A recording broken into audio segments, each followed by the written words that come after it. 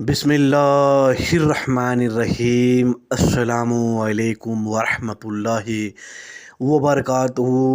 میں ہوں امتیاز رضا۔ پیارے دوستو، آج کی اس خوبصورت ویڈیو میں ہم آپ سے بات کرنے والے ہیں ایک نیک لڑکی جو سلائی کر کے وہ اپنا گھر بار چلاتی تھی، لیکن وہ کیسے قبر کے عذاب کا شکار ہو گئی۔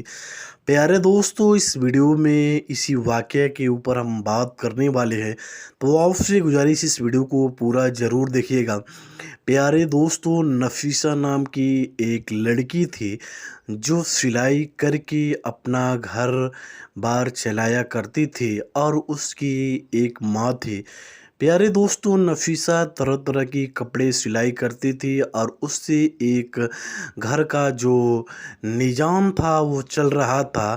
نفیسہ ایک دن کپڑے سل رہی تھی تو کچھ عورتیں آئی، اور آنے کے بعد سے ایسے کپڑے سلنے کی طلب کی جو بالکل صحیح نہیں تھا۔ نفیسہ نے اسے انکار کر دیا۔ نفیسہ نے انکار کر دیا تو اس عورت نے وہ نفیسہ کے ماں سے جا کر کہا، ماں، آپ کی بیٹی اس طریقے کے کپڑے سینے سے انکار کر رہی ہے۔ ماں نے نفیسہ کے پاس آ کے کہا، بیٹی، تجھے کپڑے سینے سے مطلب ہے، ہمیں چند پیسے مل جاتے ہمارا کیا جاتا۔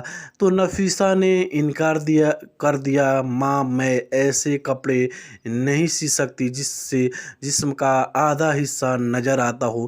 پیارے دوستو، نفیسہ نے انکار کر دیا، لیکن ماں نے نفیسہ کی شادی ایک اچھے لڑکے سے کر دیا۔ نفیسہ اپنے گھر چلی گئی، اور پیارے دوستو، نفیسہ کا جو شوہر تھا بہت ہی نفیسہ کا خیال رکھتا تھا، اور وہ ہر روز معمول کے مطابق وہ کام پر جایا کرتا تھا۔ چنانچہ کو بہت دن گزرنے کے بعد سے نفیسہ ماں بننے والی تھی۔ نفیسہ نے جیسے ہی اس کے بچے کی ماں بننے والی تھی تو اس کا شوہر جو ہر روز کام پر جایا کرتا تھا، اچانک وہاں سے اس کو کام سے نکال دیا جاتا ہے، اور ادھر نفیسہ ایک لڑکی کو جنم دیتی ہے۔ تو پیارے دوستو، نفیسہ کا جو شوہر تھا وہ بہت ہی خوش ہوتا ہے، اور گھر میں مٹھائی تقسیم کرتا ہے، پڑوسیوں میں مٹھائی تقسیم کرتا ہے، اور اسے اس بات کا بھی خوشی تھا کہ اس کے گھر میں ایک لڑکی ہوئی ہے۔ لیکن نفیسہ کا جو شوہر تھا اسے اس بات کا بھی بہت غم تھا کہ اسے نوکری سے نکال دیا گیا۔ لیکن پیارے دوستو، بہت دن وہ نوکری کی تلاش میں رہا۔ کچھ دن گزرنے کے بعد سے نفیسہ کے شوہر کو ایک جگہ کام مل گیا۔ جہاں اس کو کام ملا تھا، وہ جو مالک تھا وہ بہت ہی سخت مزاج کا آدمی تھا۔ اس کو بالکل ہی کسی قسم کی کوئی بہانہ بازی نہیں چلے گا، اور اس کے ساتھ کام برابر کرنا پڑے گا۔ نفیسہ کا شوہر روز کام پر جایا کرتا تھا۔ ایک دن اچانک اس کو فون آیا کہ نفیسہ کی طبیعت خراب ہے، اور طبیعت خراب ہو جانے کی وجہ سے اس کا انتقال ہو جاتا ہے۔ نفیسہ کا یہ اپنے گھر آتا ہے۔ گھر آنے کی بعد سے دیکھا تو نفیسہ کا انتقال ہو چکا تھا۔ پیارے دوستو، اس طریقے سے یہ ادھر اس کو نوکری ملتی ہے، اور ادھر اس کی بیوی کا انتقال ہو جاتا ہے۔ لیکن یہ بہت ہی اس کو غم اور صدمہ ستانے لگتا ہے کہ ابھی میری بیٹی ابھی چھوٹی ہے، اس کی پرورش دیکھ بھال کون کرے گا۔ اسی غم میں وہ تھا کہ جب وہ نفیسہ کو قبر میں اتارتا ہے تو مالک جس کے ہاں کام کرتا تھا اس کے جو چابیاں تھی وہ قبر میں گر جاتی ہے، اور اس بات کا اس کو خبر نہیں ہوتا ہے۔ پیارے دوستو، خبر نہ ہونے کی وجہ سے یہ قبر کو بند کر کے جب واپس آ جاتا ہے اور گھر میں غمگین بیٹھا رہتا ہے، اور نفیسہ کی ماں کبھی نفیسہ کی سلائی کو دیکھتی ہے، اور کبھی نفیسہ کی یادیں اس کو بہت ہی یاد آتی ہیں۔ تو پیارے دوستو، اسی طریقے سے وقت گزر رہا تھا، تب اس نے سوچا کہ میں مالک کو فون کر کے بتا دوں کہ میں 2-3 دن تک کام پر نہیں آؤں گا، کیونکہ میری بیوی کا انتقال ہو چکا ہے، اور میں اسی गम में हूँ और 2-3 दिन के बाद मैं फिर काम पर आऊँगा। जब इसने मालिक को बताया तो मालिक ने कहा कि अगर तुम काम पर नहीं आओगे तो तुम चाबी लाकर दे दो, ताकि जो कल मज़दूर आएंगे मैं उनके साथ काम बताऊंगा और वो लोग काम करेंगे।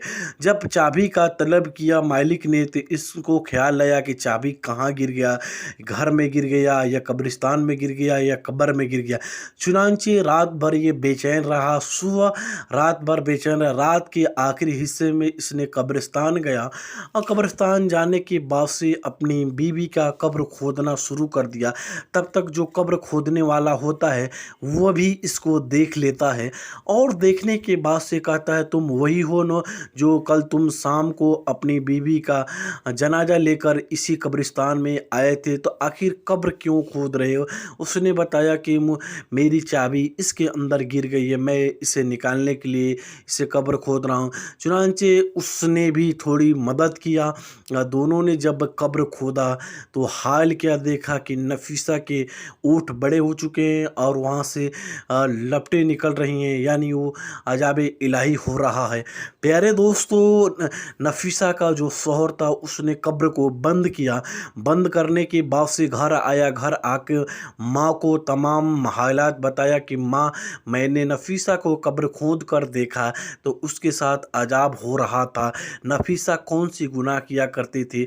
माँ से पूछने कोशिश करना शुरू कर देता है, लेकिन शौहर बार बार पूछता रहा। नफीसा की माँ ने बस यही कही कि मेरी बेटी बहुत ही नेक और मुत्तकी थी, उसके पास कोई भी ऐसा गुनाह नहीं था कि जिससे मैं बता सकूं। लेकिन फिर उसके बाद उसने कहा कि ठीक है, तब हम मस्जिद के इमाम साहब को बुलाते हैं और बुलाने के बाद से तमाम माजरा बयान करते हैं।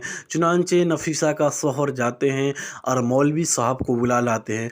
मौलवी साहब जब घर आते हैं, आने के बाद से नफीसा की माँ से तमाम बातें पूछना शुरू कर देते हैं कि नफीसा कैसी थी, आखिर उसके साथ कब्र में ऐसा दर्दनाक अजाब क्यों हो रहा है।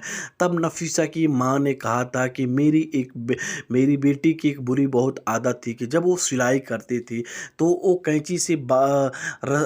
कैंची से धागे को नहीं काटती थी, बल्कि उसको दांत से तोड़ देती थी और उसका जो हिस्सा बचता था वो मुंह में उसका रह जाया करता था। ये एक बहुत बुरी आदत थी। मैं उसको बार बार इस बात पर तवज्जो दिलाती रही कि ऐसा मत करो, कैंची से काटा करो, धागे को दांत से न तोड़ो, क्योंकि दांत से तोड़ने के बाद से कुछ हिस्सा तुम्हारे मुंह में रह जाता है।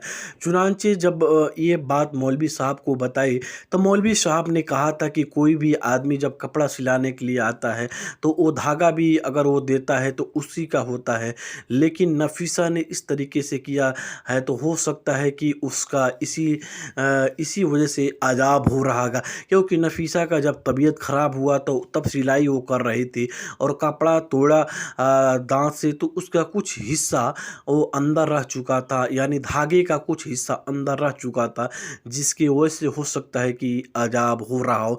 प्यारे दोस्तों, मौलवी साहब आने के बाद से बहुत ही ज़्यादा तौबा इस्तग़फ़ार करते हैं और ये लोग भी दुआएं करते हैं।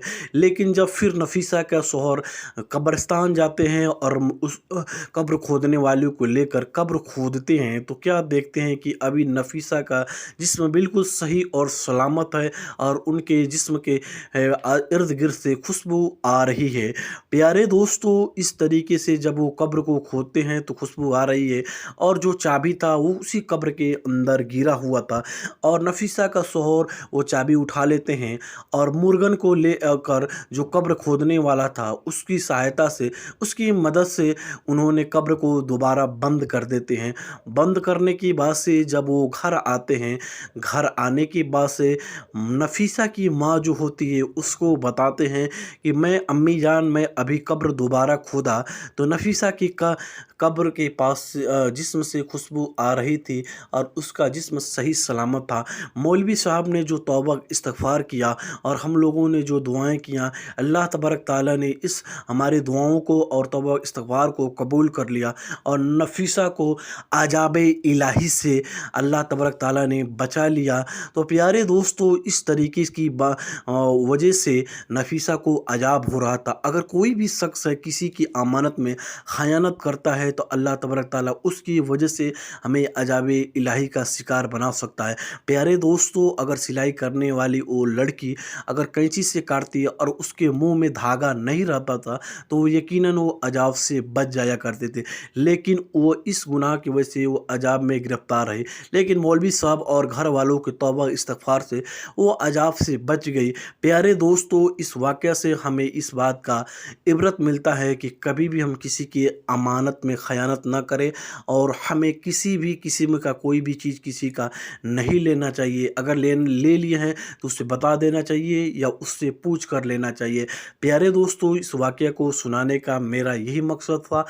میں ہوں امتیاز رضا، دعاؤں کی گزارش کروں گا آپ سبھی سے، اس ویڈیو کو لائک اور شیئر کیجیے، چینل پر نہیں آتے ہیں تو سبسکرائب کر کے حوصلہ کو بلند کیجیے۔